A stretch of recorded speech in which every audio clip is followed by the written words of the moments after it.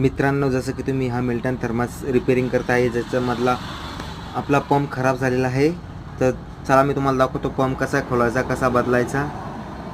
हे आपल्याकडे स्क्रूड्रायव्हर या चाकू वगैरेने त्याला आतमध्ये घालून खोलून घ्यायचं. खोलल्यानंतर त्याला साफ करून मस्त कपड्यानं मी तुम्हाला दाखवत आहे. त्यासाठी मी साफ करायची काही आवश्यकता नाही. माझ्याकडे हा चालू नाही आहे सध्यास, माझ्याकडे काही काम नाही. जर कोणाला हा मिल्टन थर्मासचा बॉल मागवायचा असेल तर कृपया करून माझा व्हॉट्सअप नंबर दिलेला आहे मी, त्याच्यावर मला ऑर्डर टाकू शकता. आपल्याला होम डिलिव्हरी भेटेल.